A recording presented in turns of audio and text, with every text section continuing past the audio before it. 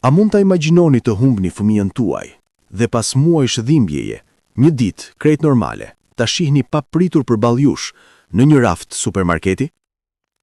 A do ta njihnit? A do t'ju njihte ai ju?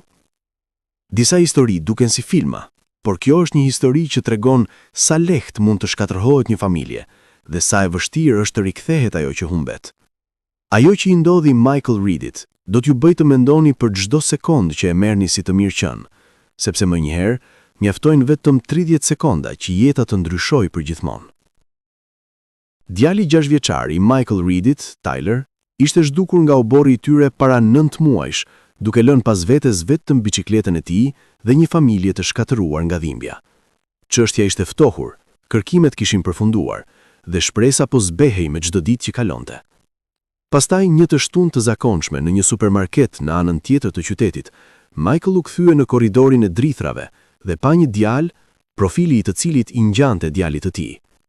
Kur fëmia u kthye, pamja që pa pothuajse ja ndali zemrën. Michael Reed kishte jetuar në një mjegull për 9 muaj. Çdo mëngjes fillonte njësoj. Ai zgjohej dhe për një sekond gjithçka dukej normale. Pastaj realiteti e godiste. Djali i tij, Tyler, ishte zhdukur. Gjithçka kishte ndodhur në një të mërkurë të zakonshme pasdite. Tyler po ngjiste biçikletën në oborrin përpara shtëpisë. Michael shkoi të përgjigjej në telefon. Kur u kthye pas 30 sekondash, biçikleta ishte e rrëzuar në tokë. Tyler nuk ishte askund. Policia mbriti brenda minutash. Fqinjet ju bashkuan kërkimit. Oficerët kontrolluan çdo cep të lagjes. Vullnetarët shpërndanin fletushka me fytyrën e Tylerit. Sytë e tij kafe dhe buzëqeshja e ndritshme shikonin nga shtyllat e telefonit dhe vitrinat e dyqaneve. Javët e para ishin një turbullir intervistash policore dhe kërkimesh. Michael dhe gruaja e tij, Sara, qëndronin para kamerave duke ju lutur kujdo që kishte informacion të dilte përpara. Por ndërsa javët u kthyen në muaj, telefonatat filluan të paksoheshin. Detektivët u thanë me kujdes, se pas kaq kohe, shanset ishin të vogla. Dhimbja pushtoi çdo cep të jetës së tyre. Sara ndaloi së shkuari në punë. Ajo kalonte orë të tëra në dhomën e Tylerit, duke mbajtur rrobat e tij.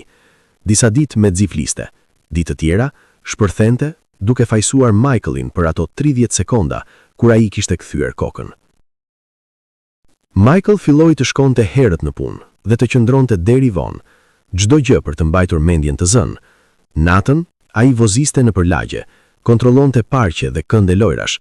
Martesa e tyre u trondit nga pesha e dhimbjes. Bisedat u kthye në debate. Heshtja u bë normale. 9 muaj pasi Tyler u zhduk, Michael u gjend në një udhkryq. Kishte nevojë të blinte ushqime, por kishte frikë të shkonte në supermarketin ku shkonin zakonisht. Shumë kujtime.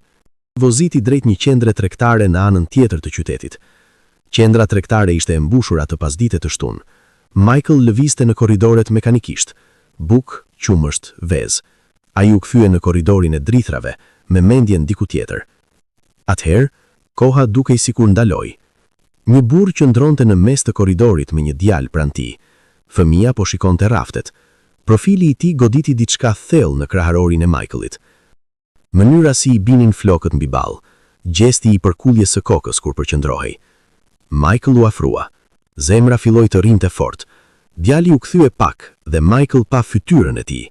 Syt kafe, një grop në faqen e majt, dhe aty, një plagë e vogël nga koha që kishte rënë nga tricikli 2 vite më parë. Michael shqiptoi emrin e Tylerit, jo me zë të lartë, por me çdo grimcë shprese që i kishte mbetur. Djali e pa, por nuk kishte asnjë shenjë njohjeje në sytë e tij, vetëm hutim. Flokët e djalit kishin një ngjyrë tjetër, më të çelët nga sa kujtonte Michael, por çdo gjë tjetër bërtiste se ky ishte djali i tij. Burri u vendos menjëherë mes tyre. Ai e pyeti Michaelin çfarë donte, me zë të ashpër. Michael u përpoq të shpjegonte. Fjalët i dilnin të ngatëruara. Ky ishte djali i tij, djali që kishte 9 muaj i zhdukur. Ai nxori telefonin me duar që i dridheshin dhe tregoi fotografi të Tylerit. Fytyra e burrit u ashpërsua. Ai insistoi se djali ishte nipi i tij që po e vizitonte përfundjavë. Djali quhej Ryan, jo Tyler. Michael ishte gabim. Por Michael nuk mund të tërhiqej. Ai e pa përsëri djalin, duke vërejtur çdo detaj të njohur. Mënyra si qëndronte duke mbajtur peshën në njërin këmbë, njolla e vogël pranë veshit, Ky ishte Tyler. Blerësit e tjerë filluan të vërenin në rrëmujën. Burri e kapi djalin për dorë dhe filloi të largohej me nxitim. Michael e ndoqi, duke thirrur me zërin që i ngrihej. U shfaqën rojet e sigurisë. Michael i tregoi fotografitë në telefon, shpjegoi për djalin e tij të zhdukur. Rojet u dukën të pasigurta. Ata i kërkuan burrit dokument identifikimi. Burri nxorri patentën, por kur u pyet për djalin, historia e tij filloi të ndryshonte. Fillimisht tha se ishte xhaxhai që po e vizitonte. Pastaj tha se nëna e djalit ishte e sëmurë. Pastaj tha se ajo ishte i jashtë qytetit. Kundërshtit u shtuan. Michael u lut që të thërrisnin policinë.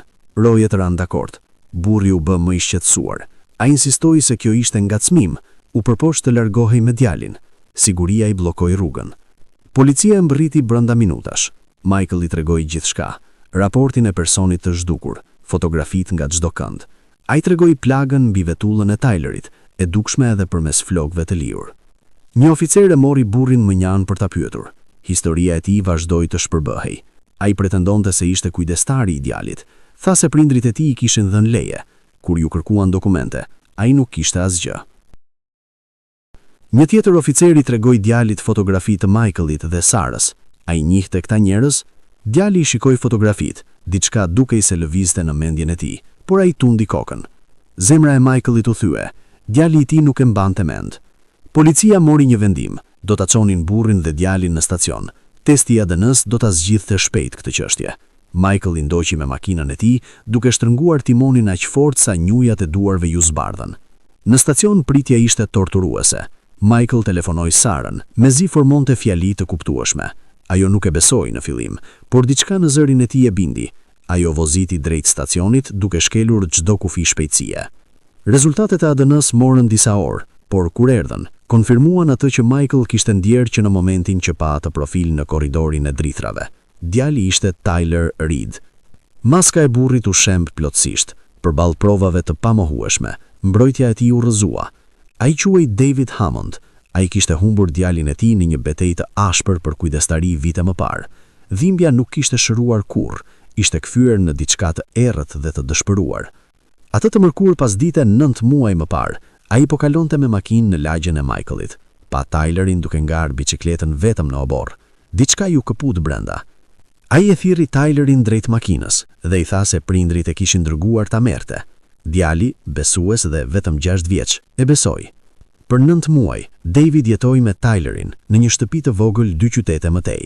I tha se prindrit e tij të vërtet nuk e donin më, se i kishin braktisur.